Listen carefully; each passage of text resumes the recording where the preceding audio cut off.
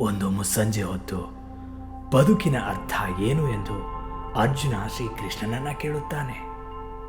ಶ್ರೀಕೃಷ್ಣ ಏನೂ ಹೇಳದೆ ದೂರದಲ್ಲಿ ಹಾರುತ್ತಿದ್ದ ಹಕ್ಕಿಯನ್ನು ತೋರಿಸಿ ಅದನ್ನು ಹೊಡೆದು ಉರುಳಿಸು ಎನ್ನುತ್ತಾನೆ. ಅರ್ಜುನ ಕ್ಷಣಾರ್ಧದಲ್ಲಿ ಅದನ್ನು ಹೊಡೆದು ಉರುಳಿಸುತ್ತಾನೆ. ಆಗ ಕೃಷ್ಣ ಹೇಳುತ್ತಾನೆ, ಆ ಹಕ್ಕಿಯ ಸಾವಿಗೆ ಕಾರಣವಾದದ್ದು ನಿನ್ನ ಪ್ರಶ್ನೆ.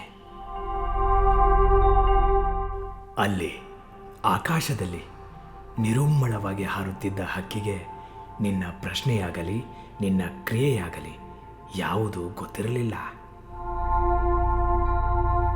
ಹೀಗಾಗಿಯೇ ಅದರ ಸಾವು ಕೂಡ ಅನಾಯಾಸವಾಯಿತು. ಒಂದು ವೇಳೆ ನಮ್ಮ ಸಂಭಾಷಣೆಯನ್ನು ಅದೇನಾದರೂ ಕೇಳಿಸಿಕೊಂಡಿದ್ದರೆ ಆತಂಕ, ಭಯ ಮತ್ತು ತಪ್ಪಿಸಿಕೊಳ್ಳುವ ಹಪಾಹಪಿಗೆ ಸಿಲುಕುತ್ತಿತ್ತು.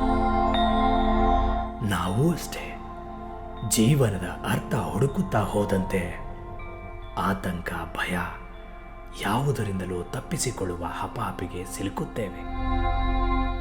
ಹಾರುತ್ತಿರಬೇಕು, ಹಾರುತ್ತಲೇ ಇರಬೇಕು, ಸ್ವಚ್ಛಂದವಾಗಿ, ನಿರ್ಲಿಪ್ತನಾಗಿ, ಬಾಣ ಬಂದು ಬೇಡಿಸುವ ತನಕ.